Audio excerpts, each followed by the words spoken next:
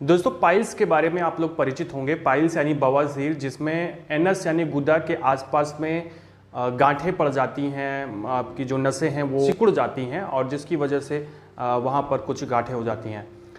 तो इसके बारे में आज की वीडियो में हम बात नहीं करने वाले हैं दोस्तों। इसी से संबंधित एक बीमारी के बारे में हम लोग बात करने वाले हैं आज के इस वीडियो में। एक्चुअली मैं आपको बताने वाला हूँ फिस्टुला के बारे में। फिस्टुला क्या होता है, इसके क्या लक्षण होते हैं, इसे कैसे पहचान सकते हैं। इसके अलावा दोस्तों अगर फिस्टुला की समस्या है तो आपको क्या खाना चाहिए, क्या नहीं खाना चाहिए, क्या सावधानी बरतना चाहिए और घर पे आप कैसे इसे सही कर सकते हैं, इन सभी टॉपिक्स पर दोस्तों मैं आज बात करने वाला हूं। दोस्तों मैं हूं नीरज राय और आपका स्वागत है हेल्थ मुखिया में। चलिए वीडियो की शुरुआत करते हैं और बात करते हैं फिस्टुला के बारे में। दोस्तों फिस्टुला एक ऐसी कंडीशन होती है जिसमें पेशेंट का जो एनस होता है, गुदा होता है, उसमें छोटे छोटे फोड़े हो जाते हैं। एक्चुअली होता क्या है कि आपके एनस के आसपास में छोटी छोटी ग्रंथियां होती हैं जो ऑयल का सिक्रेशन करती हैं, जो उस जगह को नम बनाए रखती हैं ताकि स्टूल को पास करने में, शौच करते समय कोई दिक्कत ना आए। लेकिन कई बार वो गांठें, मतलब वो जो ग्रंथियां होती हैं, ग्लैंड्स होती हैं, वो बंद हो जाती हैं और फोड़े का रूप ले लेती हैं, एब्सेस का रूप ले लेती हैं और यही कंडीशन कहलाती है फिस्टुला। यानी फिस्टुला एक ऐसी कंडीशन होती है जिसमें एनस में फोड़े हो जाते हैं, एक से ज़्यादा फोड़े हो जाते हैं। ऐसे में पेशेंट को बहुत ज़्यादा दिक्कत होती है, मल त्याग करते समय और भी कई समस्याएं होती हैं। तो क्या साइन और सिम्टम्स दिखाई पड़ते हैं, बात कर लेते हैं, उसकी हम लोग बात कर लेते हैं। दोस्तों अगर बात करें कि कौन कौन सी सिम्टम्स दिखाई पड़ते हैं, तो पेशेंट जो है उसको एनस के पास में रेडनेस महसूस होती है, लालपन होता है, सूजन होती है, दर्द होती है, इचिंग यानी खुजली होती है बहुत ज़्यादा। इसके अलावा पेशेंट को उठने, बैठने, चलने, दौड़ने या फिर कई बार तो खांसते समय भी एनस के पास में दर्द होता है। एनस के पास में जलन, मतलब एक मिनट जैसे ऐसा होता है कि आदमी खांस रहा है तो पूरी शरीर की ताकत लगती है, और जब पूरे शरीर की ताकत लगती है तो एनस के पास में पेन होता है, दर्द होता है और वो भी बहुत तेज़ी से होता है। ये भी फिस्टुला का आप कह सकते हो एक लक्षण होता है, यानी भगंदर इसको हम लोग हिंदी में बोलते हैं फिस्टुला को।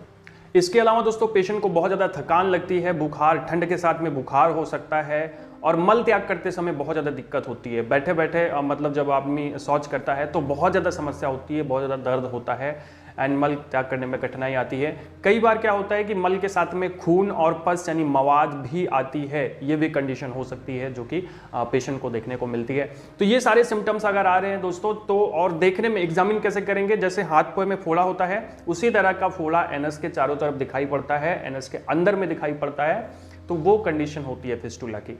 दोस्तों एक कंडीशन और आती है एनस में, जैसे बवासीर होता है, फिस्टुला होता है, वैसे फिशर भी होता है। कभी फिशर के बारे में भी हम लोग बात करेंगे। तो अभी अगर बात की जाए कि कोई भी पेशेंट है उसको फिस्टुला की समस्या है तो उसको क्या क्या खाना चाहिए और क्या नहीं खाना चाहिए। सबसे पहले तो क्या खाना चाहिए दोस्तों, पेशेंट को हमेशा ऐसी चीज खाना चाहिए जिससे उसका पेट साफ रहे, उसे कब्ज की कोई शिकायत ना आए। ऐसे में दोस्तों फाइबर युक्त भोजन, जैसे फाइबर युक्त अनाज या फिर किसी भी प्रकार का फाइबर यानी रेशेदार खाना आपको खाना चाहिए। रेशेदार खाना खाने से जो स्टूल होता है वो आसानी से पास हो जाता है और आपकी जो आंतें हैं वो साफ हो जाती हैं, खाने का अवशोषण, एब्जॉर्प्शन सही से होता है। लेकिन ध्यान रखें कि जब आप भी फाइबर युक्त खाना खा रहे हैं तो एक बात ध्यान रखना है कि आपको हेल्दी फैट डाइट भी लेनी है। हेल्दी फैट डाइट कैसी होती है, जैसे आप मक्खन ले सकते हैं, शुद्ध घर का बना मक्खन है तो बहुत अच्छा है, घर का बना मक्खन ले सकते हैं, नट्स ले सकते हैं, ऑलिव ऑयल ले सकते हैं। ये सब क्या है ना कि लग्जेटिव की तरह काम करते हैं, यानी स्टूल को ये मुलायम करते हैं, सॉफ्ट करते हैं और साथ में दोस्तों ये आपके बॉडी के लिए जो एब्जॉर्प्शन होता है अच्छे खाने का, उसके लिए भी मदद करते हैं और आंतों को साफ करने में भी सहायता करते हैं। तो ये सारी चीज़ें आपको लेनी चाहिए। साथ में ऐसे भोजन लें जिसमें विटामिन और मिनरल्स की मात्रा ज़्यादा हो, जो आपकी इम्यूनिटी को बढ़ाते हैं, और इम्यूनिटी बढ़ेगी तो एनस पर जो फोड़े हुए हैं, फिस्टुला की समस्या, वो दूर हो जाएगी। अब बात कर लेते हैं कि क्या क्या आपको नहीं खाना चाहिए। दोस्तों अगर बात करें क्या नहीं खाना है तो पहली चीज़ तो आपको कभी भी भारी खाना नहीं खाना है। भारी खाना खाने से आपको कब्ज, अपच, बदहजमी ये सब देखने को मिलता है, कई बार दस्त भी हो जाता है। तो ऐसे में आप कब कोशिश करें कि कोई भारी खाना ना खाएं। जैसे अगर आप मांस खाते हैं तो मीट ना खाएं या चिकन विकन ना खाएं, ठीक है, ये सब भारी खाने हैं। इसी तरह से शाकाहार में भी भारी खाना खाने से बचें। अब अगर बात और आगे थोड़ा सा बात करें कि और चीज़ आपको क्या नहीं खानी है दोस्तों, तो मसालेदार खाना बिल्कुल छोड़ देना है। मसालेदार खाना और गर्म चीज़ें खाने से भी फिस्टुला की समस्या बढ़ सकती है। ज़्यादा चाय न पीना और कॉफ़ी, जो कैफीन वाली चीज़ें उसको नहीं पीना चाहिए, अल्कोहल वाली चीज़ें नहीं पीना चाहिए, खाना चाहिए। उससे भी फिस्टुला की समस्या बढ़ती है, फिस्टुला के जो घाव हैं वो बढ़ जाते हैं। तो कोशिश करें ये सब ना खाएं। इसके साथ में दोस्तों रिफाइंड वाली चीज़ें बिल्कुल ना खाएं और तली भुनी चीज़ें यानी कि जो मार्केट में सामान मिलता है तला भुना या घर पे जो बनता है वो भी खाने से बचें, उससे परहेज करें। तो ये सारी चीज़ें खाएं और ना खाएं जो मैंने आपको बताया, कोशिश करें इस तरह से डाइट लें तो आपको फिस्टुला में ज़्यादा समस्या नहीं आएगी। अब अगर बात करें कि क्या सावधानी आपको बरतनी चाहिए, दोस्तों पहली बात तो कभी भी आपको हमेशा सावधानी बरतनी चाहिए रोग होने से पहले। तो अगर आपको अभी रोग नहीं हुआ है तब भी आप कोशिश करें कि शौच करते समय एनस को सही से साफ करें, एनस के एरिया को सही से साफ रखें, सुथरा रखें और जो कपड़े हैं उन्हें साफ सुथरा रखें, कपड़े को समय से बदलें। कई बार लोग कई दिन तक नहीं नहाते हैं जिसमें अपने बॉडी की केयर करने का वो नहीं होता है ना, तो वो उनके बॉडी में गंदगी जमती है जिसकी वजह से जो फिस्टुला इत्यादि की समस्या होती है वो होती है। तो शरीर को साफ सुथरा जरूर रखें और बहुत ज़्यादा ज़रूरी होता है।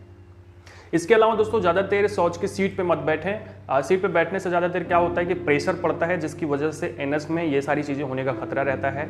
इसके अलावा बहुत ज़्यादा ताकत का मतलब बहुत ज़्यादा प्रेशर का उपयोग ना करें। अगर आपको पेट साफ नहीं हो रहा है, कब्ज की शिकायत है तो प्रेशर ना लगाएं, डॉक्टर से मिलें, दवा लें, लग्जेटिव खाएँ, मेडिसिन लें, आयुर्वेदिक दवा खाएँ, एलोवेरा इत्यादि खाएँ, लेकिन प्रेशर ना लगाएं क्योंकि प्रेशर लगाने से एनस में घाव हो सकता है और समस्या हो सकती है। इसके अलावा दोस्तों 3 चीज़ें मैं आपको बताने वाला हूं जो आपको करनी चाहिए घर पे अगर फिस्टुला की समस्या आपके साथ हो गई है तो, जिससे आपको आराम मिलेगा। बाकी अगर आप मेडिसिन ले रहे हैं तो आप लेते रहिए।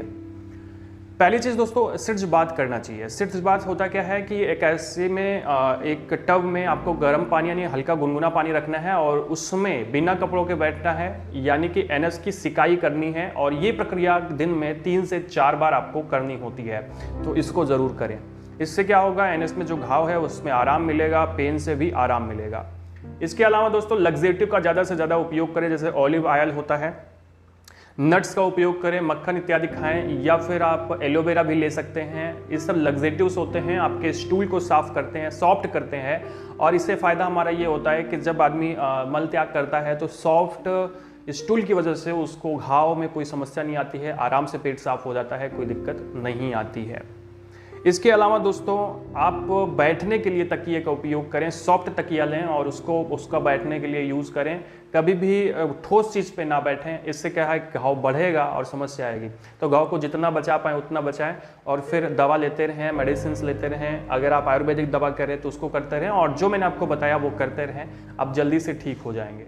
तो दोस्तों ये था आज का वीडियो जिसमें हम लोगों ने बात की अब फिस्टुला के बारे में डिटेल में, इसमें क्या खाना चाहिए, क्या नहीं खाना चाहिए, क्या सावधानी बरतनी चाहिए और क्या करना चाहिए। तो वीडियो आपको इन्फॉर्मेटिव लगा हो, अच्छा लगा हो तो चैनल को सब्सक्राइब करिएगा, वीडियो को लाइक करिएगा, दोस्तों के पास जरूर शेयर करिएगा दोस्तों।